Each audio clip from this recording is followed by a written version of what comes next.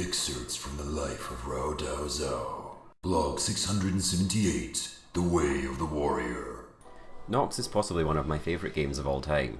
Needless to say, it's a lost gem. An action RPG accused of being just another Diablo clone at the time, it was made by Westwood Studios and vastly overshadowed by their more successful Command & Conquer franchise.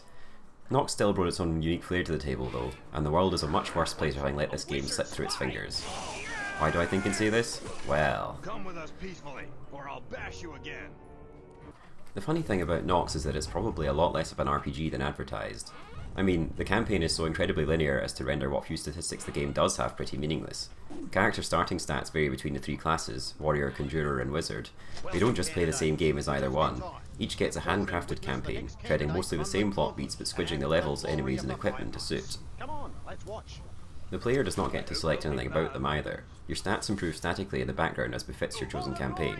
Indeed, with so few side quests and diversions, even experience points, and therefore leveling up, are basically gated by the narrative rather than player activity. There's no grinding respawn enemies to get you ahead, and there's little to miss to let you fall behind. And yet, Nox's handcrafted nature means it is tight.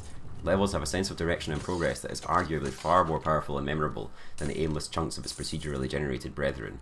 Combat remains weighty and, dare I say it, visceral as you climb the ladder, rather than being endlessly samey as the enemies scale in power to consistently match you. Nox does not unleash a constant flood of enemies, instead preferring a more measured approach, with plenty of tense exploration and mild environmental puzzling to punctuate the rush of combat. Enemies are placed with care into the levels, taking advantage of the unique line of sight system to hide behind corners, ready for the unwary trespasser to stumble into danger. Of course, new enemies that look and feel more powerful are presented as you travel, but these remain backed by more basic opponents that are much more easily dispatched, giving you a tangible reminder of your progress in the face of new challenges. Even in later stages, however, basic enemies in greater numbers can still corner you and pack enough of a punch to warrant care. Nox is not a game that can be sleepwalked.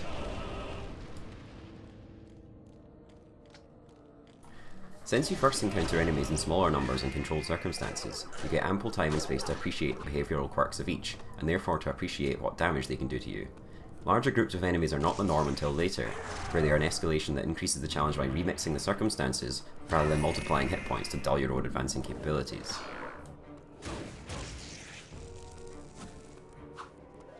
For example, having faced a few spellcasters solo by the time you reach Castle Galava, nothing can prepare you for that cat and mouse chase of murdering your way through the entire world population of wizards in their own home.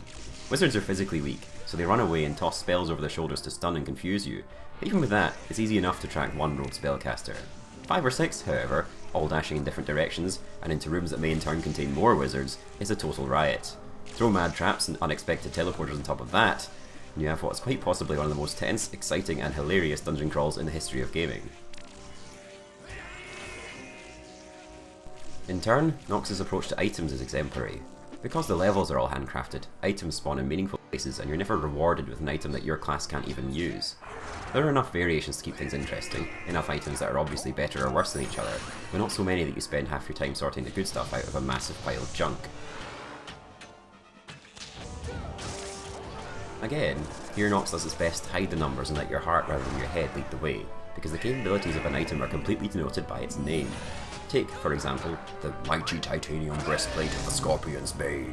Mighty means it offers better defense than a sturdy or flimsy item. Titanium means it will degrade more slowly because it's made of goddamn titanium, which is clearly better than steel and iron and bronze and copper. Breastplate means it's body armor, and breastplates are cooler than chainmail tunics and leather tunics, so that must be better. And of the Scorpion's Bane means it has a powerful poison resistance enchantment, which is more powerful than the Spider's Bane or the Wasp's Bane. Numbers are still present to power the simulation, but you don't need to look at them. Your basic real-world intuition means you can know at a glance if an item is worth considering. Though one of my, perhaps controversial favourite elements has to be equipment degradation. Items become damaged with use, disintegrating completely if they go too long without repair. Some dungeons take you a long way without a shop to fix your things, so you may not be able to keep using your favourite sword for too long. You might have to swap down to a short sword, or worse, use that awkward battle axe you just found. No longer is there a single decision about what to upgrade, you must also worry about what to keep in reserve. The early levels keep you dipping in and out of civilization in short enough bursts to get you twitchy, but ultimately keep your kit in good repair. However, it becomes truly terrifying when you head towards the finale and have to forge on alone save for a few nomadic merchants cowering in dark holes. This is masterful escalation of challenge, not just throwing more enemies with bigger stacks of hit points the further you go, but adding new dimensions of challenge by stretching your resources to breaking point on top of the moment-to-moment battles. You know, for all you're just clicking on things until they die, Nox manages to feel very physical about it. There are numbers, and there is equipment management, but the numbers are kept light and hidden so that conscious mathematical wrangling doesn't drag you away from the fiction of being a hero on a quest to save the land. With a spring in its step and a gleam in its eye, Nox is a devilishly well-built game that still shines despite its age. It's a tragedy that this game is so lost, and we'll never see sequels to refine it further. But hopefully with my words here and my terrible skills on show in the video, I've encouraged you to track it down and give it a go. Congratulations, warrior! You have defeated Hecuba! Do you think you have what it takes to play as a wizard?